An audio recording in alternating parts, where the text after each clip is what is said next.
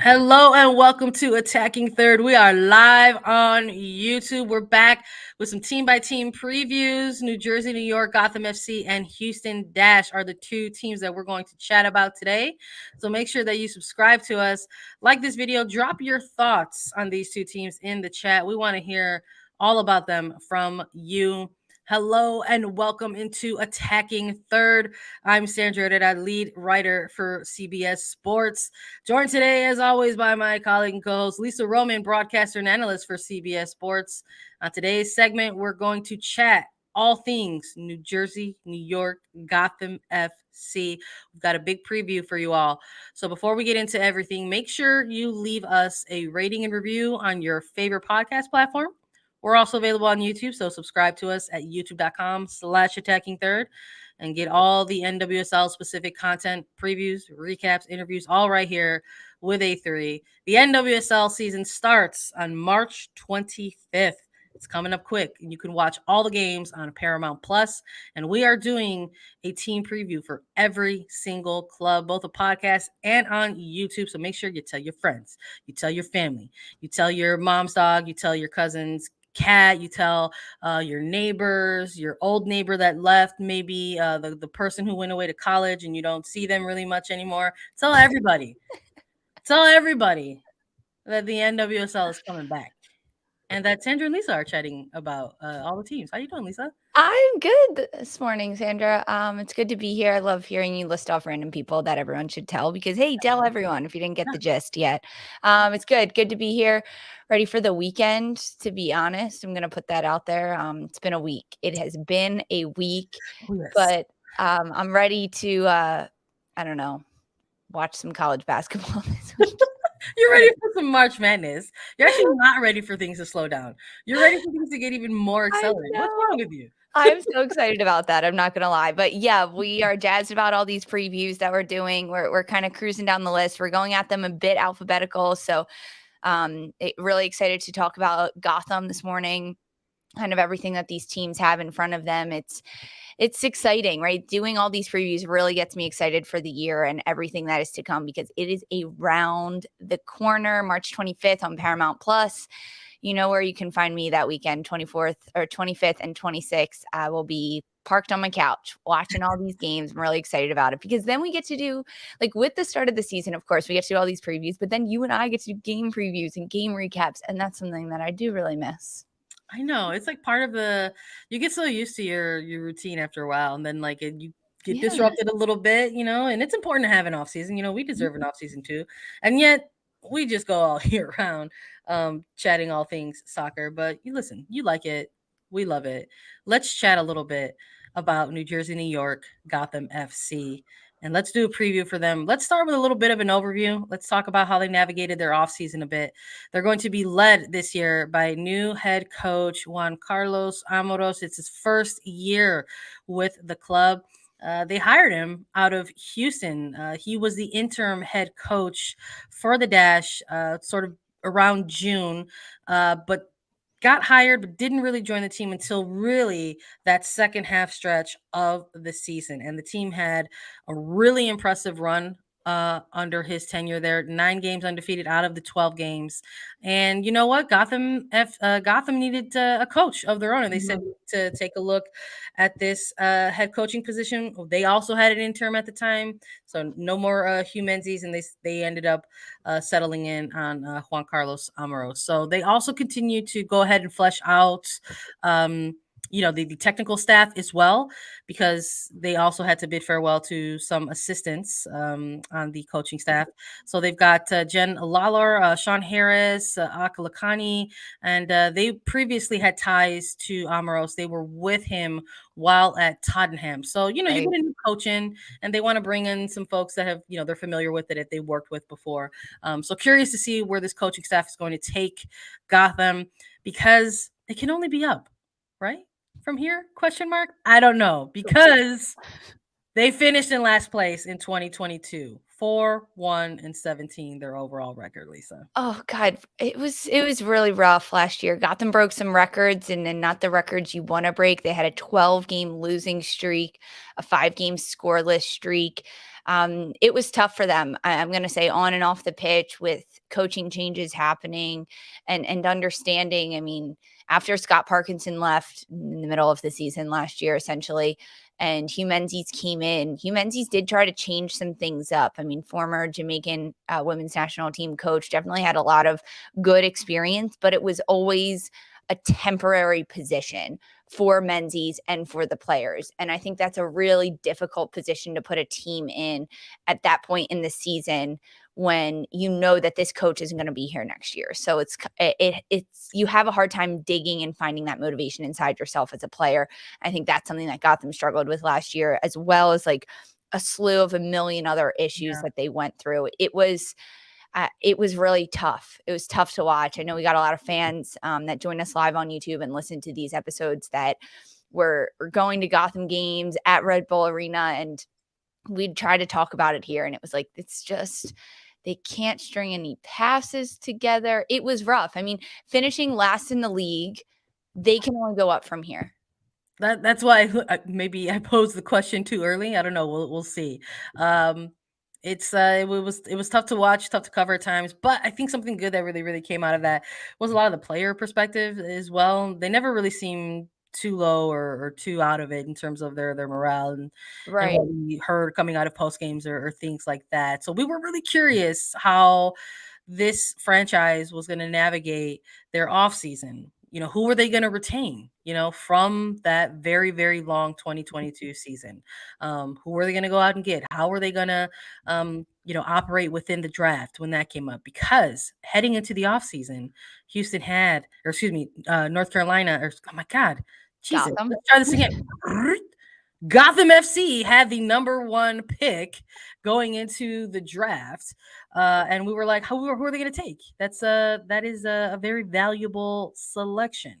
So they did some things in the draft. They did some things in the offseason. They did some things during the free agency period. They really kicked things off in the first ever free agency period. So we gave them an offseason grade of an A. So not an A plus. Only one team got that. We gave that to Kansas City, but we gave Gotham an A.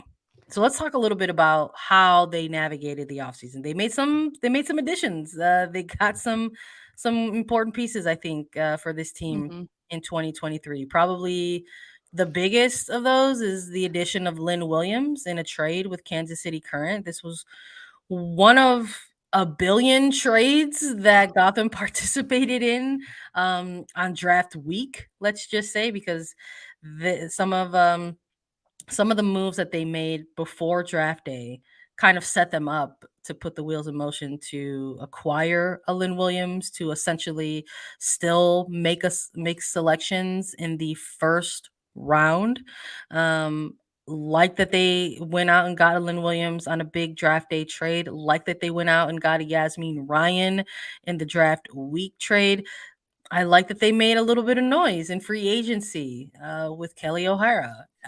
And not only Kelly O'Hara, but making sure that they went out and targeted some areas of need. There were some question marks around the goalkeeping position and how that was going to look. They went out and they got Abby Smith. I really like that pickup as well. And I really like that they made some re-signings out of free agency with somebody like a Taylor Smith or somebody like an Ifeoma Onumanu. When we're looking at some of these kind of breakout or off-season moves, what are some of the ones that stand out for you, or what are even some of the ones that are kind of under the radar for you, Lisa? I think the big one is, I mean, it starts with the coach, right? It starts at the head. Juan Carlos Amorós. I was really impressed with JCA and what he did at Houston last year, coming into that team and turning their season around. And Houston was a team last year that had 3 different coaches throughout the year as well, right? James Clarkson, Sarah Loudon stepped in as the interim, and then Juan Carlos Amorós. And Juan Carlos Amorós led Houston to their first ever playoff run ever in club history. And I think that getting him at a team like Gotham is going to be really good, really beneficial for them. They had Scott Parkinson and acquired Parkinson in the offseason last year. And everyone thought that was going to be really good. And I don't think it was bad. I just don't think it was a good mix between club players and coach, because I think Scott Parkinson is still a very good coach. And I think the players that are on this team were good last year. Like they weren't bad. It was just kind of like a bad mix in the pot. So fresh start on all fronts. And I think that's where it starts. But I mean, when you look at this offseason and everything that Gotham did, that's why they got an A, because of every move that they made, and they did it with style too. Remember the announcement of Kelly O'Hara, the free agent, signing with them? It was the first free agent to make a move and to announce that O'Hara would be signing with a new club and leaving Washington Spirit. And they did it in such style, which is like the Gotham signature, right? They've got the red carpet, they've got the flashiness. And I think they did it really tastefully this year with all of the other signings, because then they go and they trade to a top draft pick for a Lynn Williams. And I think that's a great trade-off, because a team like Gotham, they can't be getting top draft picks. I don't think, like getting 3 or 4 top draft picks and expecting to have a turnaround season. You have to get players that have already done it, that are ready in go mode immediately, can score goals for you, can play against tough competition, can bring that professionalism. And that's someone like a Lynn Williams. Like I think for Gotham, you take a Lynn Williams over someone like Michelle Cooper. Now, the long run might be better in getting a Michelle Cooper, who was the number 2 draft pick overall that went to Kansas City, and which was traded for Lynn Williams. But I think Cooper's going to do better at Kansas City, and I think Williams is going to do better at Gotham based on the environment. So I think it's a win-win-win in that situation for Cooper, for Gotham, and for Kansas City. I also think getting someone like a Yasmin Ryan on this Gotham roster is huge. This is another player that's ready to go. Yasmin Ryan is a player for Portland that struggled in 2021, getting minutes, getting consistency, really getting time on the pitch. And then as 2022 came along, Ryan really kicked it into another gear and said that she was going to be useful and made herself indispensable to Portland. And by the end of the year, she's starting consecutive games. She's starting the final for Portland and winning a championship with them. And then also you get an Abby Smith from Portland. So 2 championship players on this Gotham team. I think they're in the exact right direction of Gotham to turn this team around. This is what you have to do. You have to acquire big players, players that know how to win, that are ready to come in and work. And not to mention, I mean, this is a New Jersey, New York, Gotham team. Like the location attracts players. I'm going to be really honest about that. Like if you want to play in a big city, you want to go to New York. Like that, it's not like you're going to the middle of nowhere. So I think that helps in a sense as well to some of these players. But I also think, like, because you are a New York team, you have to be good and you have to be able to win in order to compete with the New York, sports scene. I hear where you're going, but I'm going to pause it because I'm not going to have the Jersey slander. There will be no Jersey, like just glossing over that. It's New Jersey, New York, Gotham FC. Yeah, whatever. You said whatever. They're coming in for New York. I know they play in Jersey too, but like as this Pennsylvanian, whatever about New Jersey. I'm gonna be honest. You should actually be more. You should be like way more pro Jersey, because don't most like Jersey folk like go to Philly? Isn't like their downtown Philadelphia? Yeah, people that are sometimes from like Cherry Hill area, which is like right over the river from Philadelphia, say they're from Philadelphia, and like they're not. You live in a different state. And I love Jersey because I go to the beaches there, but like, no. Dirty Jers. Come to New York where you can enjoy the beautiful beaches of New Jersey. That's Lisa Roman's pitch to players who want to potentially come to Oh God, this is so funny. I did not wake up this morning and think I'd be talking about New Jersey. Well, listen, we are a social studies show now. We're talking about locations and cities and things like that. Listen, I'm with you 100%. I think that you have to have a certain pitch when you're trying to go out and land players, whether it's in free agency or even trying to re-sign them, whether it's somebody like a Lynn Williams or if it's someone, like a Kelly O'Hara. Even if it's somebody like an Abby Smith, even if it's not something where it's like geographical location, but what are you pitching players on in terms of what you're building? And if you're coming off of a last place finish, that's got to be a really, really good pitch. You've got to put something together to say, hey, we're doing things here, come with us. But I mean, I feel like maybe last year can be one of those moments where it was just a bit of a hitting a reset button, I think, for this team. This is a club that went through a rebrand, formerly Sky Blue, wanting to try to get out of, previous narrative around the club that it was not a place where you wanted to go play as a professional. I think the rebrand has helped that a little bit. The fact that they went to the playoffs in 2021 helped that a little bit. But now they had a 2022 that was more than, I think, disappointing. I mean, this was a team that wanted to build on that 2021, and they just didn't. And not only did they not build on that, I mean, to finish in last place, I think is really, really disappointing. So cool to see that they went out, made some big signings, that they made some important re-signings. Huge.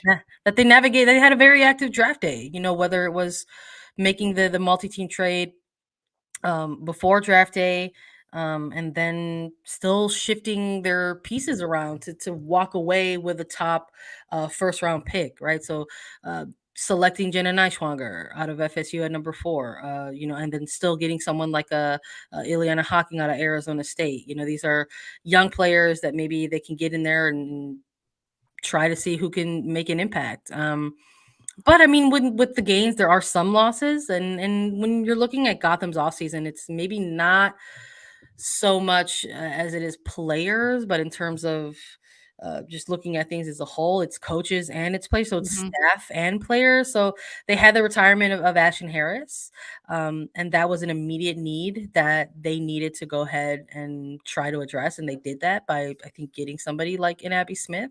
But they also lost some technical staff, so no Bev Yanez, no Becky Tweed with Gotham FC anymore. Bev Yanez, now the assistant with Racing Louisville, Becky Tweed, an assistant over at Angel City.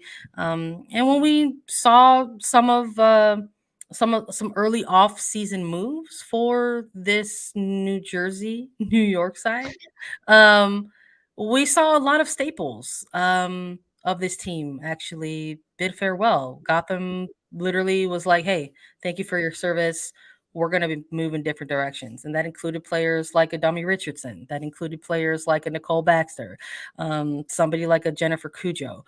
So players who had been with this team through years when it was perceived as a sort of undesirable, right? And so now moving forward into different directions here and trying to not only get back to the playoffs, but make a big run. So we need to maybe take a look at things as a whole for this roster and who we think might actually make an impact come opening day, and who is going to possibly be on that starting 11 come opening weekend. So we'll see. Stick around with us. We're going to go through all of Gotham's roster by position right after a quick break. To the ones who said we couldn't, that our dreams were too big. We had to think big, really change things. We carry fire in our hearts. So don't doubt us. And don't stand in our way. We are your leaders, your allies, your sisters. All voices belong. And we are phenomenal. Anything is possible. Women Who Move Mountains. Explore the collection on Paramount+. All right, we're back. Let's take a look at Gotham FC's preseason roster by position. We love going through the preseason rosters because we get to rattle off so many names, over or under 30. Let's find out together. Gotham FC had 4 goalkeepers listed to their preseason roster. Michelle Betos returns, Hensley Handcuff, Abby Smith, Mandy Hott. So we'll see who ends up running off with the regular season in the goalkeeper position. It's usually 2. So to have 4, I'm always like, oh, that's a lot of goalkeepers. We'll see what happens. Defenders, they have 9. Bruinia, Imani Dorsey, Kristen Edmonds, Sabrina Flores, Mandy Freeman, Ellie Jean, Allie Krieger, Neely Martin, Kelly O'Hara, Taylor Smith. We've got midfielders with 10, Ileana Hawking, Naomi Kawasumi, Ellie Long, Christy Mewis, Victoria Pickett, Yasmin Ryan, Delaney Sheehan, Taryn Torres, McCall Zerboni, and Sinead Fairley listed as a non-roster invitee. Svava Gumbos' daughter, Jenna Neishwanger, Midge Purse, Ifioma Anumanu, and Lynn Williams to round out 6 forwards. So when we're looking at things by position here, I think one of the things right away that we're going to maybe take note is Kristen Edmonds, another one of those players that they targeted in free agency to try to bulk up their back line. The re-signings of Amanda Freeman, of a Taylor Smith, right? And Ifeoma Onumonu. We talked about those two players specifically, but Smith saw a lot of time kind of in an attacking role during 2022. But for this preseason, currently listed as a defender. And she's someone who's not unfamiliar playing lower on the pitch and getting involved in the attack anyhow. But I think it's just sort of interesting to see they signed this player to a multi-year deal, and how are they going to utilize her moving forward? Well, in the preseason roster that Gotham put out, they did list Taylor Smith as a defender, but they put in parentheses next to her, also forward. Love the transparency, Gotham. I will call you New Jersey, New York, Gotham FC forever now. Love that transparency, because it's true. I mean, Taylor Smith is a really, really important player to this Gotham team last year. I think that's where we saw the biggest impact of a Smith, but playing higher up the pitch. I mean, she played a little bit wing back last year too under Menzies, but really crucial in the attacking part of the field.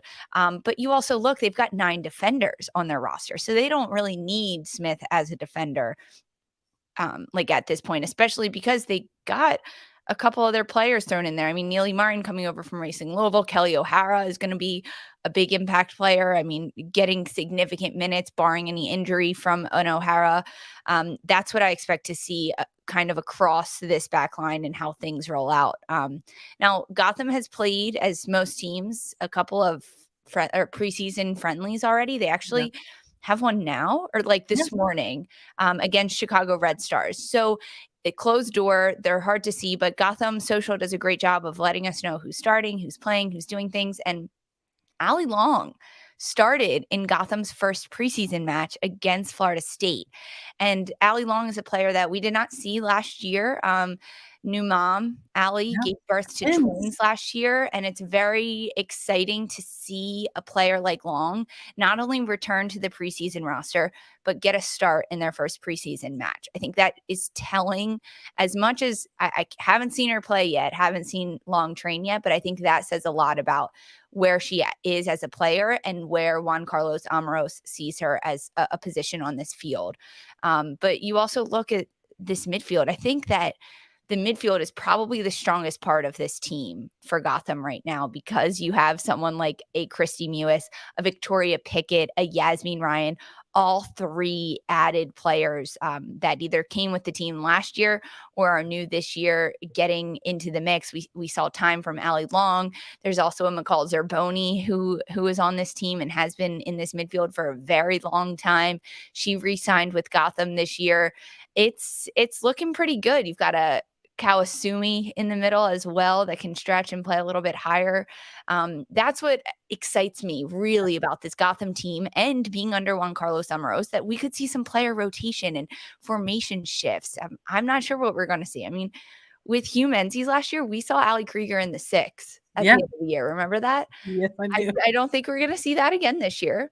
Yes, I do. But I think we could see some differences up top and kind of how this team changes in their way to attack against opponents. This roster excites me. I'm not going to lie. It excites me. Well, I mean, this is a team that built out this roster with a pretty exciting offseason. You know, we chatted a little bit about it in the first half of this episode. But I'm with you.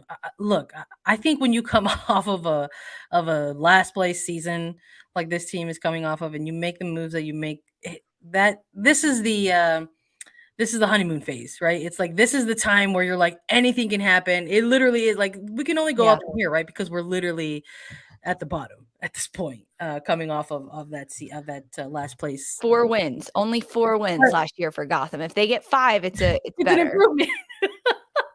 Is that an improvement if they get 5 wins? Yes. And listening to you, like, sort of talk about some of these players across different lines. I mean, there's a lot of experience, right, across this roster that the team can pull from, whether it's in the goalkeeping position, defenders, midfield core, forwards, etc.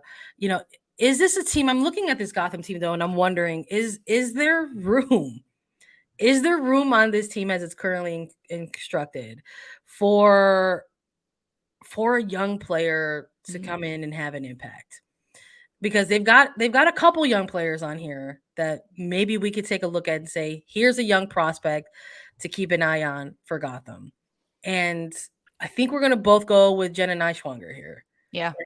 Now, are we going to get to see her this year? And what kind of impact do you think we can see out of her? So initially, when I think about all the players that were added to this roster in the offseason, all the moves they made, all the experience that this roster has, I would say no, we're not going to see a lot of the double draft picks, mainly Neiswanger. However, when you look at the front line for this roster, I imagine we'll see a Midge Purse get starts consistently, and Ifeoma Onumonu, a Lynn Williams get starts in the front line consistently. But then there's only 2 more forwards listed. You want to throw in Naomi Kawasumi into that front line as well, which I think would behoove you.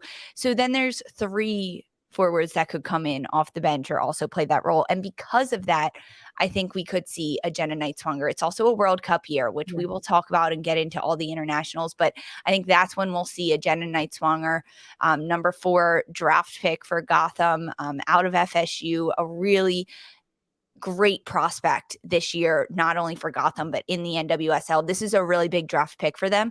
And I do think that we will see her get time and get minutes in that front line. If not at the start of the season, definitely during the Challenge Cup, for sure. I mean, I think it would be a loss if we didn't get to see Jenna Neiswanger this year.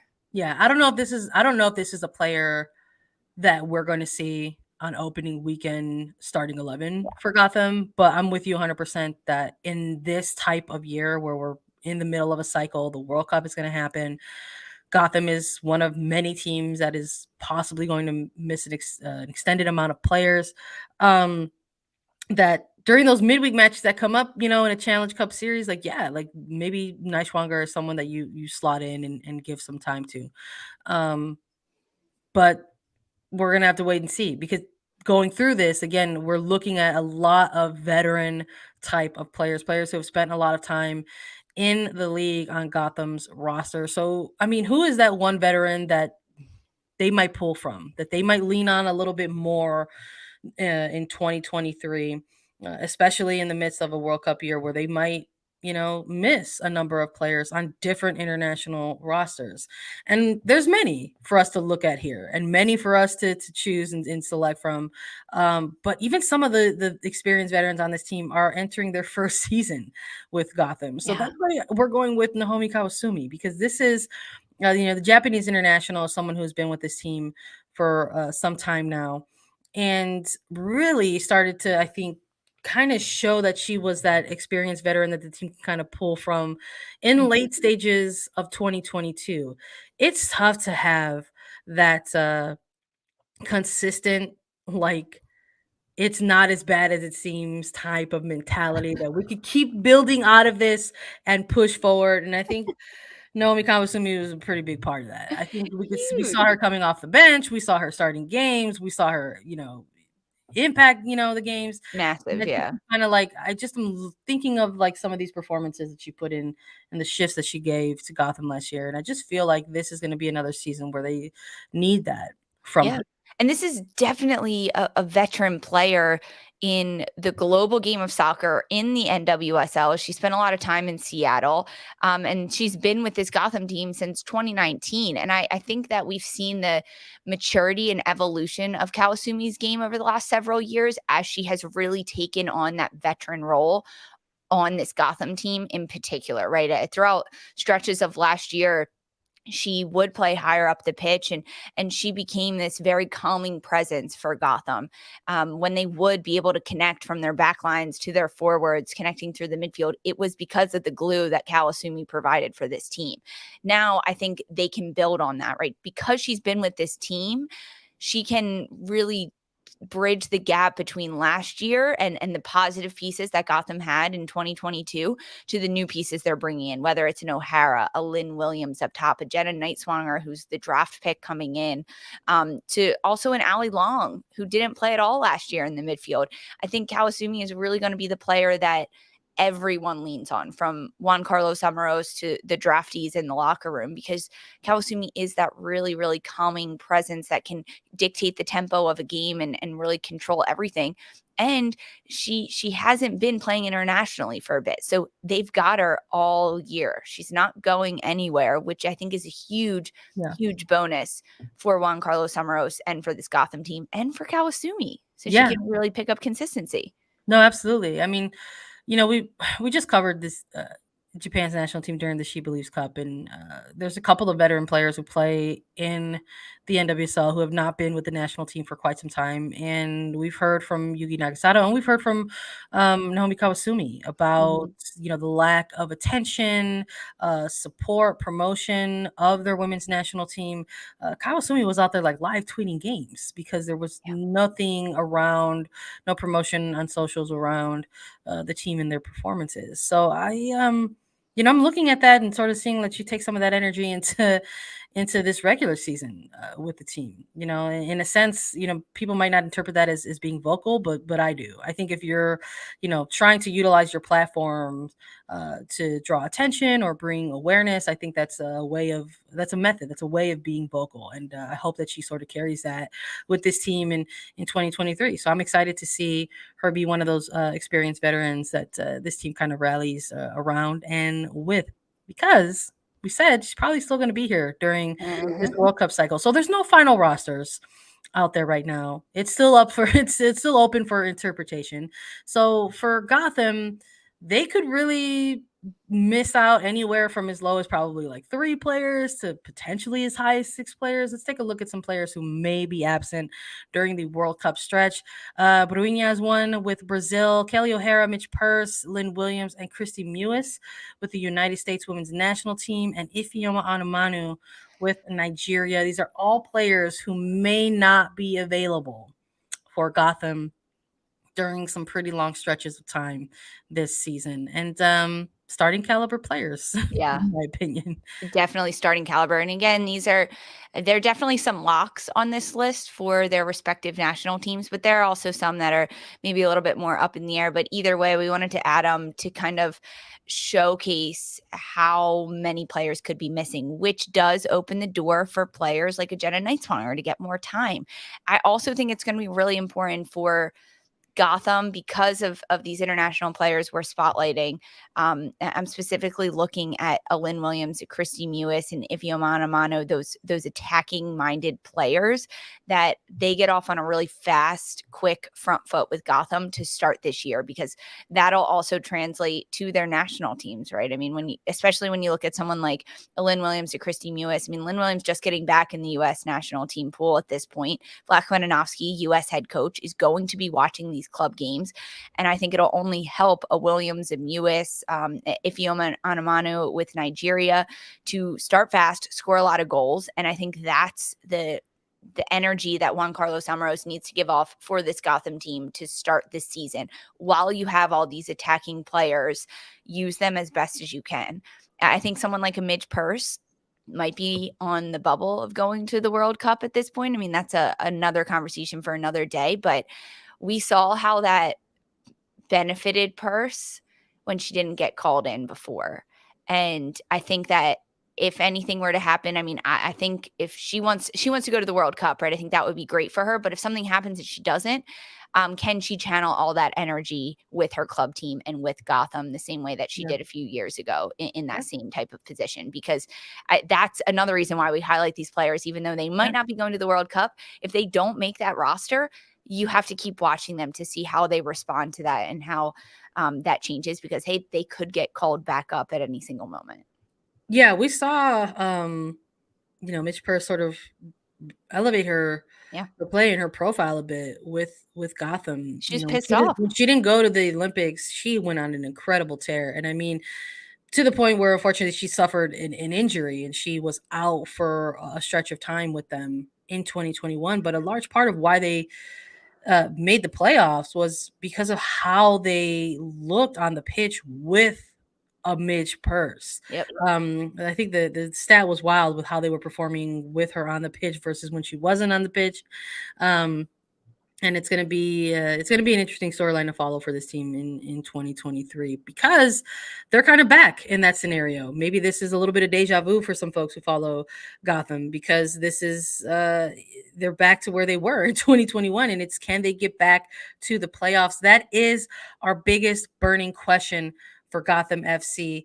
They're going to be led by Juan Carlos Amorós, and under his time with Houston was able to break through and make a little bit of history of their own. They finally made the postseason after navigating a long regular season table, and they were able to say, hey, this is something that we checked off of our franchise list. We made it to an NWSL postseason. They unfortunately got bounced in the quarterfinals. So here we are with Gotham, and their best has also been a quarterfinals appearance. So can Gotham in 2023, with all of the moves that they have made in the offseason, make a return to the postseason? And where do we think they might fare at the end of 2023? I think it's such a good question if they can get back to it. I mean, I think that they can get back to a playoff push. I do, with the players that they've acquired, with what I know about Juan Carlos Amorós and how he can unite a team. It's got to stay kosher essentially in the locker room, in the training room. That's what was lost last year with this team. When you lose the locker room, that's when it all crumbles and falls apart. If they can start on the right foot there, continue to go, I think this Gotham team will dig themselves out of the bottom three, push themselves up higher, be on the contention, be a bubble team pushing for playoffs at the end of the season. I see it for this Gotham side. I think what they did in the offseason, we gave them an A for a reason. They changed a lot. Now can that translate to this year? I think they'll be a bubble playoff team pushing for a playoff spot at the end of the year. Okay, so you think maybe somewhere like in the low playoff seed? Do you think they're gonna potentially like host a lovely playoff game in the beautiful state of New Jersey?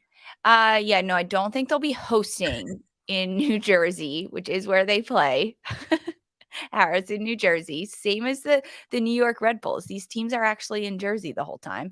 No, I don't think they'll host. I don't think Gotham will be able to be a 1, 2, 3, 4 seed, but I could see them anywhere from 5 to 8 at that point. Maybe like a 6 to 9. I'll give them a bubble of a 6 to 9, pushing in for that last playoff spot at the end of the year. It's really hard to do a full turnaround in a year. It is really hard. Yeah. I think this is giving them like a lot of props at this point.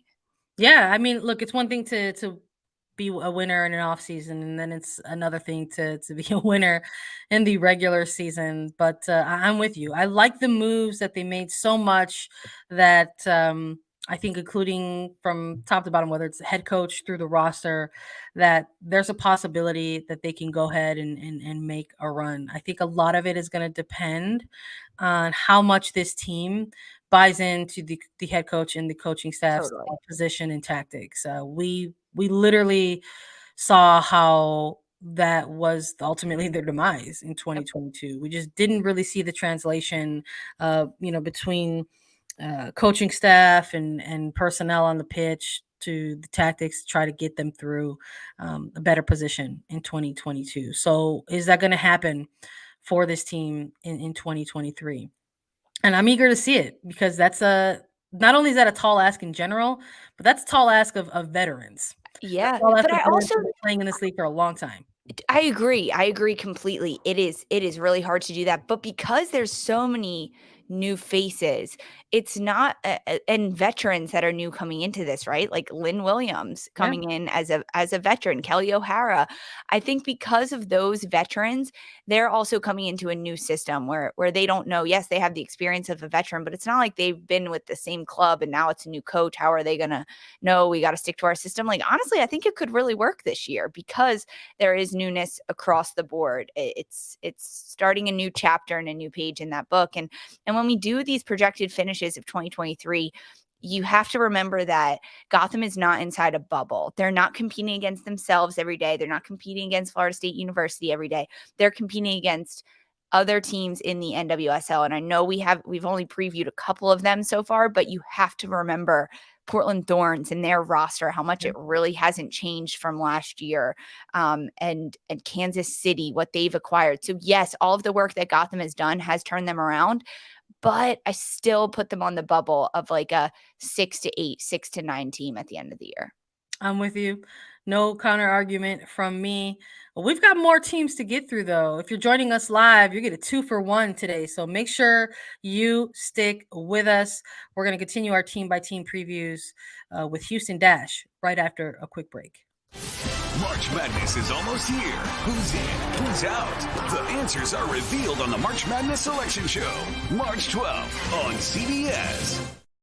Hello, everyone. Welcome into Attacking Third. I'm Sandra Herrera, lead NWSL writer for CBS Sports. Joined today, as always, by my colleague and co-host Lisa Roman, broadcaster and analyst for CBS Sports. On today's segment, we're going to do a Houston Dash preview. So make sure you leave us a rating and review on your favorite podcast platform. We're also on YouTube. Subscribe to us right here at youtube.com/attacking third. Make sure you get all that exclusive NWSL content, previews, recaps, interviews, all right here with A3. The NWSL season is going to kick off on March 25th. You can catch games on Paramount Plus, and we are doing a preview for every single club in the league, a podcast, and on YouTube. So make sure you tell your friends, your family, your cousins, your pets, your neighbors, everybody that you know that the NWSL is making its return. Lisa, we got to chat about Houston Dash. You ready? I am so ready to talk about this team. I'm excited about this team. Let's go. Bring on the orange. Dash on, baby. Let's start with an overview of Houston Dash and see what they did in the offseason. They're going to be led by new head coach Sam Laity. It's going to be his first year as a head coach after spending so much time as an assistant with the OL Reign franchise. There's also been some coaching shifts as well. Sarah Loden resigned with a coaching contract in place. So gonna have to see how the staff looks like moving forward with this team after Loden did a lot of work with Houston. So we'll have to maybe keep an eye on how things get fleshed out there. This team finished number 4. They hosted a playoff game in Houston. They had scenes in Houston around this playoff game. I loved it. I remember when we were talking about the playoff push, and we loved how they were marketing this playoff game. It was an exciting time. They made history as a franchise, and they finally got to the postseason for the first time in their history, a 10-6-6 record to give them number 4 overall, but they lost, unfortunately, in that quarterfinal match to Kansas City, a 2-1 loss. And that meant, what were they going to do in the offseason? What was Houston Dash going to do to make sure that they not only try to make their return to the postseason, but go ahead and do better? So we took a look at some of their moves, draft, some of their acquisitions, and we gave them an offseason grade of a B+. So let's talk a little bit as to why we gave them a B+, because it includes everything. The offseason includes everything. It includes the coaching hires. It includes the new staff hires. It includes what they did in the draft and who they got, how they navigated free agency. And Houston Dash is one of those teams that made sure they locked up some players out of free agency pretty early on. In the first ever free agency period. And they did it with re-signings. They wanted to make sure that they got back Sophie Schmidt. They wanted to make sure that they got back Elisa Chapman, 2 Canadian internationals who have been with Houston for a very long time and have really sort of become faces of the franchise in a sense, just because of their tenure with Houston. But they also went out and had an active draft day that maybe didn't necessarily include, a dozen draft picks, although they did make some good selections. But it included the acquisition of Diana Ordonez in a trade with North Carolina Courage. So we're looking at all of these different moves. And for us, I know the Ordonez acquisition is probably the bigger of the moves for this franchise. Yeah, massive. I mean, I think with our grade of B plus in this offseason, I think it does start with someone like a Sam Laity, new head coach coming into this team who spent every other season, all 10 years prior with OL Reign as an assistant coach, saw a lot of different coaches there at OL Reign. I mean, mostly with Laura Harvey. And I'd argue Laura Harvey is one of the greatest coaches that we've seen in a very long time in the States. And to be able to learn from her over the last several years, especially the last couple being in OL Reign, this is massive for this Houston side. And I think, honestly, it was almost like a trade-off a little bit. Like, I'm sad that Houston lost Juan Carlos Amorós, because I think the turnaround that Amorós did with this Houston team last year at the end of the year was really good, right? He brought them to the playoffs. That first time the club had ever done that, and they lose him to a Gotham team and a Gotham side. This is the next best thing. And Sam Laity, it may even be better, because now you're getting someone that's coming in with a bit of a clean slate, had watched this team in Houston from a distance for a number of years, and understood in Sam Laity, as soon as he came in, he knew he wanted to re-sign some of these veterans and some of these staple pieces of his team, which says that he's been watching and he didn't want a clean slate, right? Like signing a Sophie Schmidt, signing an Alicia Chapman, signing a Katie Lind, who's formerly Naughton, got married in the offseason. I think those are massive. And Ali Prysock really shoring up your defensive end of the field is really big for this offseason of this Houston Dash team, as they try to bring in some of these other players. Diana Ordonez, the biggest move that Houston could have made in getting the sophomore player forward, out of North Carolina. That was really the first move that we saw Sam Laity do in acquiring players. Just imagine a Diana Ordonez, an Ebony Salmon, a Maria Sanchez front line for Houston Dash, because that gives me chills, Sandra. I'm smiling listening to you chat about it. I think, you and I were at the draft, and when that trade went through, when it finally dropped, we were like, man, this is going to be fun.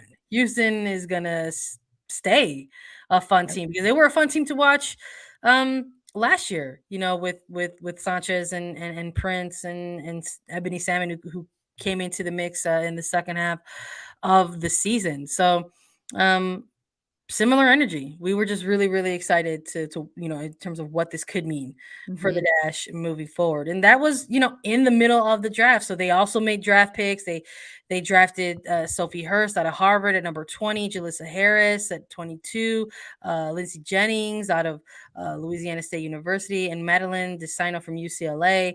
So walking away with 4 picks, both, maybe all of them could be made an argument for defensive minded, but midfield and 3 defenders, I think, if you're looking for like actual positioning. But in terms of maybe the losses, for this team, like, we're very excited for the additions, whether it was an Ordonez or even a Courtney Peterson that they engaged in with a later trade in the offseason with Orlando Pride, or making the signing of Barbara Oliveri from Liga MX Femenil.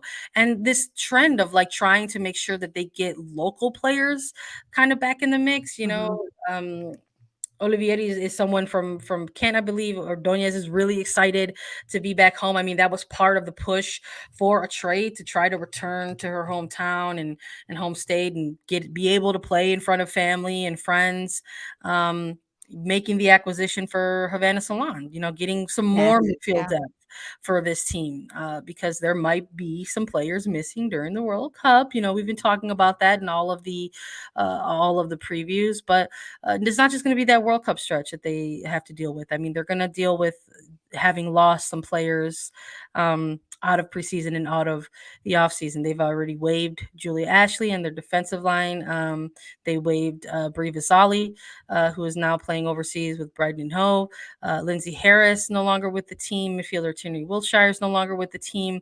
But the biggest, I think, for these losses, we're looking at the absence of Nichelle Prince. She's listed on the roster, but is out with a season-ending injury. Had torn her ACL, unfortunately, while on duty with Canada towards the latter stages of 2022. So I think that's That's probably the biggest loss, right? And I Yeah. think they knew that going into their offseason. They knew that going into the draft. So making a move for Diana Ordonez, I think, it's a little bit, you got like two different players across the top line, and Ordonez who could play more centrally versus a Prince who typically had responsibilities out wide. But I think when you've got, a Salmon, a Sanchez to sort of look at and sort of build that top line, Ordonez. and then you have an Ordonez now to slot into the front three, I think they might not miss a step in their attack. But Nichelle Prince is still a huge loss for this. Yeah. I mean, I agree. I don't think they still have players to be able to play in that front line, but you miss that extra piece with Nichelle Prince. I mean, Yeah. she is just so crucial, and she has been for this team in the front line. I mean, she's one of those players that what you're going to get from her day in and day out. So that's really what they're missing. Now, there are other players that can step up, and right, it always provides more opportunities for other players to get more times, but that's a really big loss in Nichelle Prince. Now, she'll still be around the team, most likely doing rehab with the Houston training stash and be there, but it's still pretty difficult to not have her as a weapon to go to for Sam Laity throughout this year. But I think when you look at the gains and the losses for this team specifically that they've done, I think B+ is the grade we gave them. That's pretty honest. Because of some of the losses, right? I mean, you look at goalkeeper Lindsay Harris as well, no longer on this roster. I think that's a change in the locker room for this team that they're going to have to see and have to deal with a little bit, not necessarily in terms of on the pitch. I mean, we saw Jane Campbell run away with this team last year, and over the last couple of years, she's been the mainstay in goal. So it does help to add some of those new pieces in. But I think Havana Salone is a nice add-on from North Carolina as well in this mix. They've got good pieces. They definitely added some depth as well in getting a defender in Courtney Peterson. I mean, I think Havana Salone is also going to add a little bit of depth in that midfield.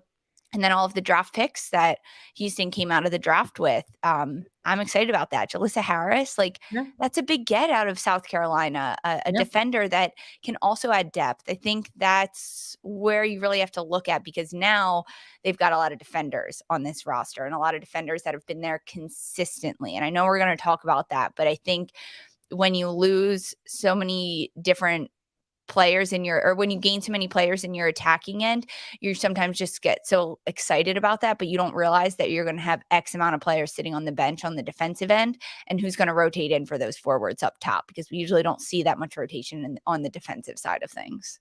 Well, let's have a little fun with it. We're going to talk about the roster, the preseason roster for Houston Dash, and take a look at maybe some players that we haven't chatted about in the course of this offseason overview. So make sure you stick with us right after a quick break.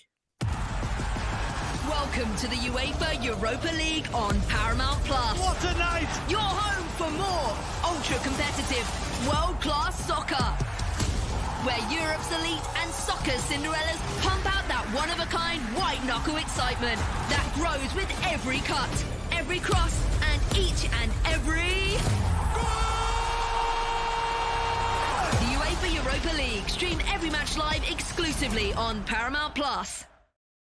All right, let's chat a little bit about Houston's preseason roster in a glance. 5 goalkeepers. Wow. To start off preseason, Grace Barber, Jane Campbell, Ella Diedrich, Devin Kerr, and Savannah Madden. Diedrich, season-ending injury, but still listed. We talked a little bit about the departure of Lindsay Harris. Devin Kerr, question mark, possibly going to fulfill that role. They went out and acquired her in the offseason as well, out of Washington Spirit. Defenders. Initially listed with 13. Once upon a time, Julia Ashley was included in that bunch, but Alyssa Chapman, Chai Cortez, Anika Creel, Haley Davidson, Madeline DeSino, Caprice Didasco, Brianna Halverson, Jalissa Harris, Natalie Jacobs, Lindsay Jennings, Katie Lynn, formerly Naughton, and Allie Prysock. Double-digit defenders. We've got double-digit midfielders as well. Hope Breslin, Amy Curran. Players. Yeah, a lot of players. Wasila Dewura Sola, Elizabeth Eddy, Shea Groom, Makame Gomera Stevens, Kelsey Hedge, Sophie Hurst, Libby Moore, Sophie Schmidt, Havana Salon, Mercer Vigiano, and double-digit forwards as well. So we've got Michaela Obam, Michelle Aloze, Jolie Anderson, Ryan Graris, Paulina Gramaglia, who's currently on loan. We'll chat a little bit about that. Daniela Murguia, Diana Ordonez, Michelle Prince, Ebony Salmon, Maria Sanchez, and Cameron Tucker as well. So there's some names out here that we hadn't gotten an opportunity to chat about in terms of our offseason overview of this team. And as we're previewing them, I'm wondering where some of these players are going to fit. There's a lot of non-roster invitees on this one. There's your 4 draft picks as well. Some season-ending injuries sprinkled throughout this preseason roster, and double-digit numbers for defenders position, midfielders, forwards. Obviously, this team is going to whittle some things down come opening day. Yeah, I mean, it's funny you say, "Hey, there's some players you didn't get a chance to talk about." Yeah, we're only here for 45 minutes because there's just a lot on this roster. I mean, it's hefty. It's a lot of really tough decisions, I'm gonna say, for a coach like Sam Laity to look at this list. But I think defenders is an issue that not an issue, but they've gotta shore up some of that space in that back line, right? I mean, you've got someone like an Alicia Chapman, Caprice Didasco, Katie Lind, Ali Prysock. Those are your 4 starters at this point. And then you add in a couple different draft picks, right? Madeline, Jalissa Harris. I think that Natalie Jacobs is also one that we could see across that back line. There's a lot of different moving parts that Sam Laity has to deal with in terms of what kind of formation they're going to play and how Houston is going to be able to be consistent enough defensively that they can allow for a little bit of movement with your internationals coming in and out with the injuries that have been faced with this team. I think also the midfield is tight with 12 of them. I mean, it's tight. There's not a lot of wiggle room on this roster. If you need to make an impact immediately during preseason and solidify your spot in this starting lineup just to kind of see how it goes. Now, we don't know specifically how Sam Laity is going to be as a head coach, right? Because he's been an assistant for so long and he's been an assistant under Laura Harvey. So perhaps we kind of go off of that and say, okay, Sam Laity is going to be a similar coach like a Laura Harvey. This is a big roster for a coach like that to not be able to rotate a lot of different players in. Pretty consistent with the starting lineup is someone like Laura Harvey. And if that translates to Sam Laity, this is going to be really difficult. I mean, but I'm most excited about this forward group. Michaela Obam, Michelle Alozi, Joelle Anderson. We saw time from this player last year. Ryan Garris also saw time from this player last year. Paulina, the Argentina international, Diana Ordonez, Ebony Salmon, Maria Sanchez. Like, this excites me. This front line is definitely exciting.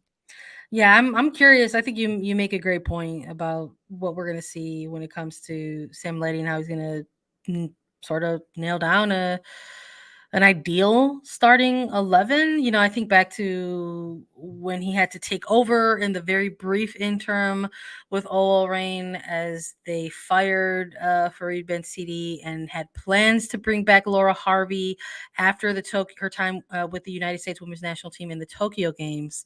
Mm-hmm. So there's this window of time that he had to play head coach for this team. And it was a very curious time because this OL Reign side had a lot of talent on their roster, but weren't exactly putting together or stringing together the results I think that, fans anticipated or even the players that anticipated. And they were really kind of on the outside looking in. And then they really kind of turned things around under Sam Laity, kind of strung together some results. You get Laura Harvey back into the picture. They get into contention for the Shield at the end of 2021, make the playoffs, right? It's a very lovely story, although they didn't win a Shield or the championship, but good turnaround for them in terms of a tale of 2 halves of season. So I'm very, very curious. I'm with you in terms of how is Sam Laity going to navigate an entire year with a team, from an off-season, preparation to preseason phase to running a table throughout the duration of a regular season, and kind of navigating some challenges early. I mean, we're talking about how there are some pretty significant season-ending injuries on this preseason roster. So in a sense, there are just some decisions that have already been made for the coaching staff. They're not going to have, Anika Creel available. They're not going to have, even in the midfield, they're not going to have Makame Gomera-Stevens available. Yep. They're not going to have Kelsey Hedge available. They're not going to have, Nichelle Prince available in the forward core that we've chatted a little bit about. So in a sense, they already know who they are going to be without, so Right. maybe they're going to take a look at those areas and how they're going to iron them out. Which I think helps at this point in the season. Yeah, It does. sure. I mean, I don't know if we're looking at those draft picks specifically and saying one of these 4 draft picks are going to absolutely be the young prospect to get in there and force the franchise to give them a contract and say, hey, I'm going to make the impact for you. I think there's a lot of talent on this roster, even with some of the season-ended injuries that we're talking about. But we're still keeping an eye on Diana Ordonez, I think, in the young prospect category. The young prospect who's going to go in there and make an impact for this team, because she's just going to enter the sophomore phase of her career. And this is off of a ridiculous rookie campaign. So we're talking about setting a bar ridiculously high, a record-breaking bar for Diana Ordonez, because she broke the record for goal scoring by a rookie in NWSL last year in 2022. 11 goals from this player in 19 matches. So what is that going to look like? How is that going to translate into year 2? We hear so often about the sophomore slump jinx, and what is that going to look like? Not only did they go out and make a trade and acquire this player, they renegotiated a contract. She will be in Houston for the next few years. They have plans to grow with and around this player. We want to see her keep up the goal scoring rate. I do not want the sophomore slump to get her. No. I do not. I want so much for Diana Ordonez. I really do.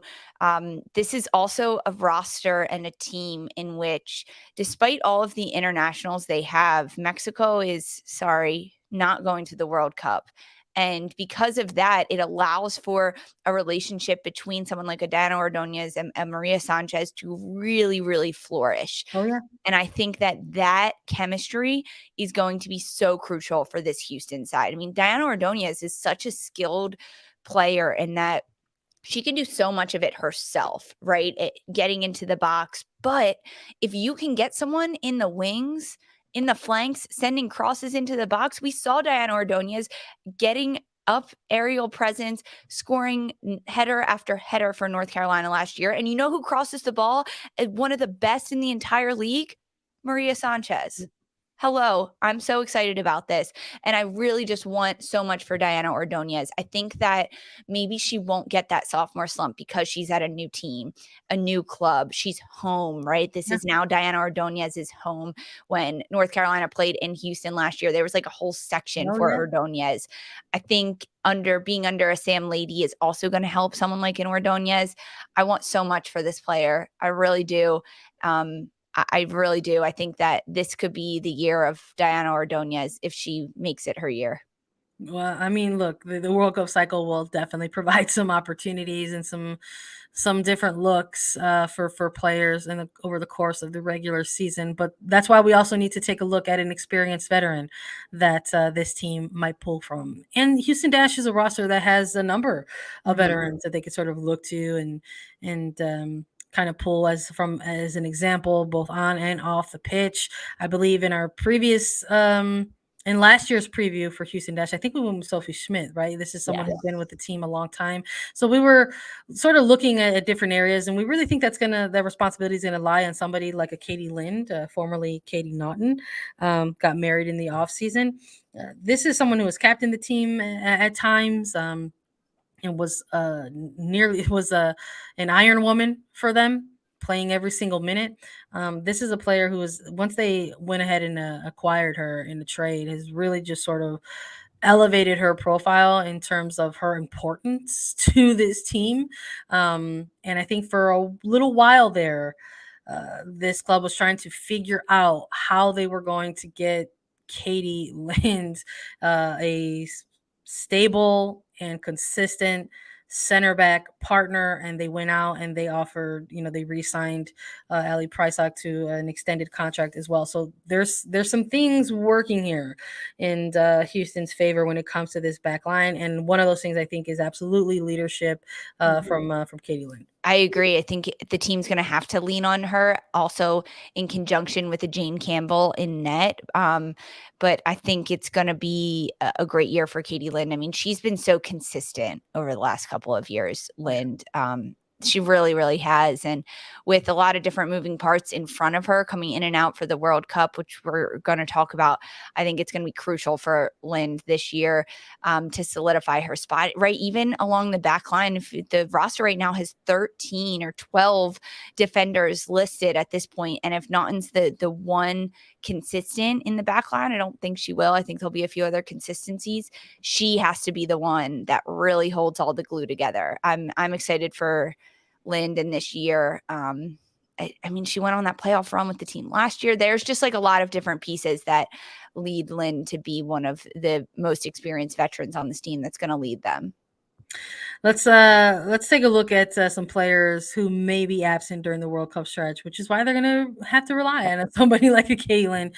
Houston Dash, no strangers to the World Cup cycle. They are one of 12 teams who will likely miss a number of players. No final rosters out yet for national teams, but there's a possibility that they could, be without their Canadians and Sophie Schmidt and Elisa Chapman. Ebony Salmon has been called into England national team camps, so she's still within the mix of the player bubble for England. Paulina Gramaglia, although someone who's bought out and on loan, likely to be absent with Argentina. Michelle Oze with Nigeria. Havana Salon could make a return with Jamaica in this World Cup. She was with them during their debut in 2019 and is likely to be absent with Jamaica once more in 2023. So once these final rosters drop, obviously we'll have a better idea or a better picture of who might go missing for Houston. But even just in hypotheticals, this is a lot of players. This is a lot. This is a lot of players. It really is, right? Like Alozi, Schmidt, Salmon, Chapman. These are all really consistent players for Houston that they've lost, right? Most previously in other international cycles. But I think it's going to be difficult this year because of the lack of experience in the players that will step into those roles. Now, it does provide great opportunity, and we've seen some players come in and grab opportunity, take it, and say that this is mine. It's going to be impossible for others to get this role back. But I think that there could be a bit of a drop-off when we lose some of these internationals for Houston during the World Cup. Now, it's mostly the Challenge Cup that'll be played during this time. Most Challenge Cup games as the World Cup takes place from July 20th to August 20th. And of course, as these teams get knocked out of the World Cup run, they have the option to return to their clubs and continue playing. So it might not be as long as some other internationals that'll be going, but it'll still be pretty big and at an important, crucial part of the season. So Houston needs to rack up points at the start of the year with who they have. Bless you, bud. Oh, bless you. Thank you. Excuse me. The take was too much. The take was too much that you had to sneeze. It happens. It happens sometimes. Live digital streaming. I got you back. Don't even worry about it. Listen, I'm with you 100%. I'm looking at things like Challenge Cup.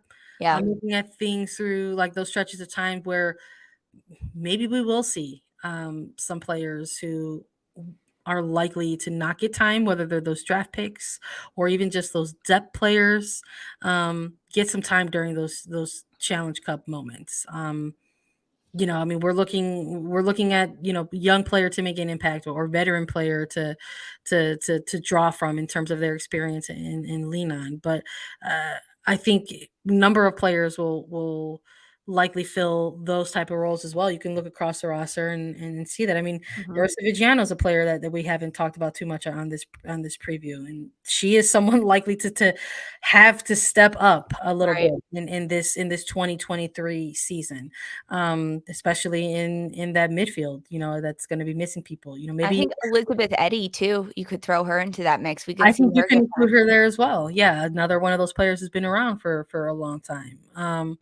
Ryan Garrett, someone who might get time during those long stretches in light of some of the rotations that we're going to see. So I'm very curious as to how the coaching staff is going to navigate some of those absences, some of those stretches, whether they're Challenge Cup or regular season. But this roster is mostly intact from their 2022 quarterfinals finish.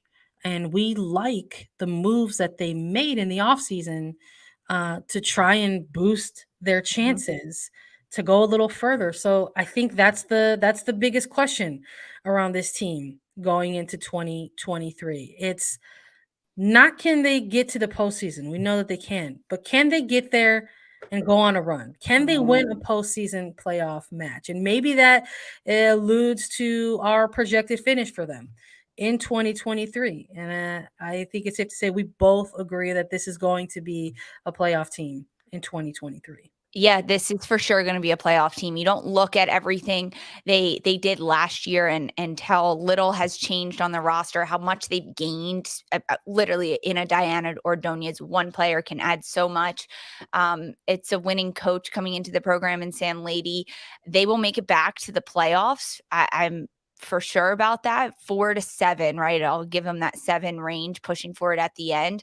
But can they win in the postseason? That's going to be hard to do. I'm not sure they're going to host a game at the end of it all in the postseason, and that's hard to do on the road, especially like depending on the competition you're going up against. And this is a Houston side that went into the playoffs last year against a Kansas City, a really tough Kansas City team, and they end up losing 2-1 in that matchup. And Kansas City goes on to the final. So I think that Houston has more going for them this year. They're going to ride the wave of last year. Yes, I see it. Houston going to the postseason. Can they get that win? Can they get that win in the postseason and make it to the quarterfinals or make it to the semis? Just push on. Getting chills. I'm excited. I'm ready for this regular season to pop off. And I know everybody is waiting for March 25th and opening weekend to come through. But that's all we've got for everyone today in terms of our previews. Thank you all so much for hanging in there and joining us in our team by team previews. But that's it for today's episode. Thank you so much for listening to Attacking Third. Download, follow, listen to us anywhere you get your podcasts. You can watch us too. Subscribe to us on YouTube to get alerts for whenever we go live at youtube.com/attacking third. And we'll be back with more team by team previews for the 2023 season. It kicks off on March 25th on Paramount Plus. For Sandra Herrera and Lisa Roman, this was Attacking Third.